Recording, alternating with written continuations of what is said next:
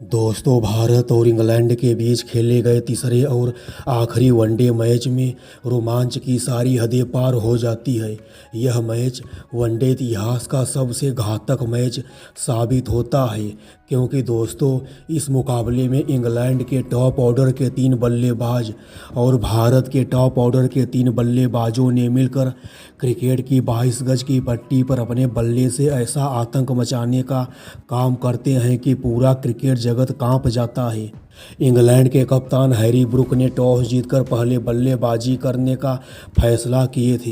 Harry Brook का toss जीतकर पहले बल्लेबाजी करने का फैसला काफ़ी अच्छा फैसला साबित होता है, क्योंकि दोस्तों इंग्लैंड के दोनों ओपनर बल्लेबाज बेन डकैत और जैकब बेथल, इंग्लैंड के यह दोनों ओपनर बल्लेबाजों ने मिलकर इस मुकाबले में जसप्रीत बुमराह की गैर मौजूदगी का पूरा फ़ायदा उठाते हैं और भारत के सभी गेंदबाजों की ऐसी बुरी तरह से पिटाई करते हैं कि भारत के गेंदबाजों को अब सपने में भी जैकब बेथल और बेन डकैत बल्लेबाजी करते हुए दिखाई देंगे।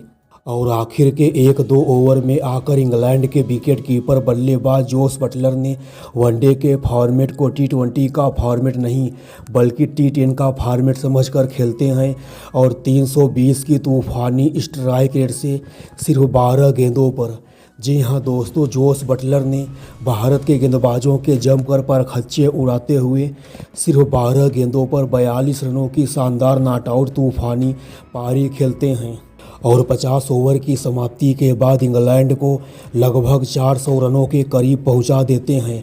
इंग्लैंड के ओपनर बल्लेबाज बेन डकैत 135 गेंदों पर 141 रनों की शानदार पारी खेले थे। वहीं जैकब बेथल ने 91 रनों की शानदार पारी खेले थे। इंग्लैंड के वन डाउन बल्लेबाज जो रूट नॉट आउट रहते हुए 48 गेंदों पर 74 रनों की ऐतिहासिक पारी खेलते हैं। दोस्तों, अंग्रेज़ों द्वारा दिए गए 388 रनों के पहाड़ जैसे टारगेट के जवाब में हमारे टीम इंडिया के ओपनर बल्लेबाज रोहित शर्मा और शुभमन गिल भी शानदार बल्लेबाजी करते हैं। शुरुआत के ओवर में रोहित शर्मा और शुभमन गिल, भारत के यह दोनों ओपनर बल्लेबाज काफ़ी संभल कर बल्लेबाजी कर रहे थे। रोहित शर्मा तो शुरुआत के 10 ओवर तक टेस्ट मैच खेलने का काम करते हैं, मगर हमारे कप्तान साहब शुभमन गिल शुरुआत के ओवर से ही चौकों और छक्कों की बरसात करते हैं।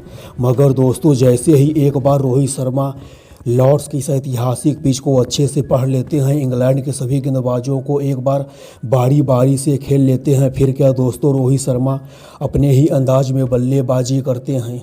इंग्लैंड के सबसे अनुभवी स्पिनर आदिल रशीद के एक ही ओवर में हिटमैन साहब ने 2 छक्का और 1 चौका मारकर लॉर्ड्स के ऐतिहासिक स्टेडियम पर बैठे हुए हजारों भारतीय दर्शकों को झूमने पर मजबूर कर देते हैं। इंग्लैंड के सबसे तूफानी गेंदबाज जोफ्रा आर्चर के एक ही ओवर में कप्तान शुभमन गिल लगातार 4 गेंदों पर 4 क्लासिकल चौका मारते हैं। दोस्तों, जब तक रोहित शर्मा और शुभमन गिल बल्लेबाजी कर रहे थे, ऐसा लग रहा था हमारी टीम इंडिया अंग्रेज़ों द्वारा दिए गए 388 रनों के टारगेट को बौना साबित कर देगी। मगर दोस्तों तभी हमारे कप्तान साहब शुभमन गिल 77 रनों की शानदार पारी खेलकर आदिल रशीद की गेंद पर LBW आउट हो जाते हैं। गिल साहब के आउट होने के बाद डग आउट में बैठे हमारे हेड कोच गौतम गंभीर का चेहरा पूरी तरह से उतर जाता है। मगर दोस्तों शुभमन गिल के आउट होने के बाद विराट कोहली नाम की आंधी आती है। शुरुआत के ओवर में विराट कोहली भी काफ़ी धीमी बल्लेबाजी कर रहे थे। ऐसा लग रहा था जैसे विराट कोहली बल्लेबाजी करना ही भूल गए हों। विराट कोहली के बल्ले में गेंद अच्छे से नहीं आ रही थी, मगर दोस्तों रोहित शर्मा को तूफानी अंदाज में बल्लेबाजी करता हुआ देख भारत का यह सबसे शानदार बल्लेबाज विराट कोहली भी अपनी बल्लेबाजी करने का तरीका बदलता है और सैम करन के एक ही ओवर में विराट कोहली लगातार 3 गेंदों पर 3 आसमानी छक्का ठोक इंग्लैंड के गेंदबाजों को खामोश कर देता है। इस मुकाबले में रोहित शर्मा गेंद के धागे खोलते हुए इंग्लैंड के सभी गेंदबाजों की बराबर पिटाई करते हुए सिर्फ 82 गेंदों पर अपना शतक पूरा कर लेते हैं। इसी शतक के साथ साथ रोहित शर्मा लॉर्ड्स के ऐतिहासिक मैदान पर भारत की तरफ से वनडे के फॉर्मेट में शतक जड़ने वाले पहले बल्लेबाज बन जाते हैं। शतक जड़ने के बाद भी रोहित शर्मा शानदार बल्लेबाजी करना जारी रखते हैं। दूसरी तरफ विराट कोहली भी लगातार रोहित शर्मा का बखूबी साथ निभाते हैं। मगर दोस्तों रोहित शर्मा 110 गेंदों का सामना करते हुए 138 रनों की शानदार पारी खेलकर जैकब बेथल की एक गेंद पर पीछे की साइड छक्का मारने के प्रयास में क्लीन बोल्ड हो जाते हैं। दोस्तों रोहित शर्मा के आउट होने के बाद हिंदुस्तान के सभी क्रिकेट प्रशंसकों को पूरा भरोसा था।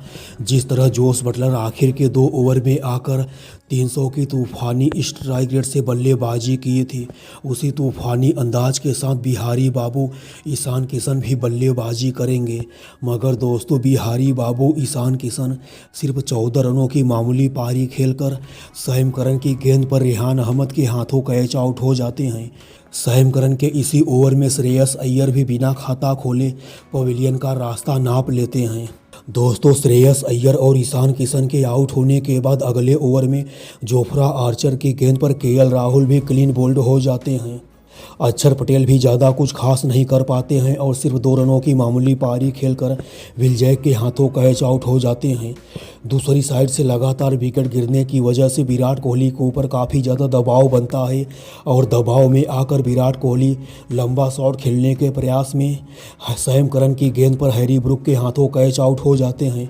विराट कोहली इस मैच में 60 गेंदों पर 74 रनों की पारी खेलते हैं।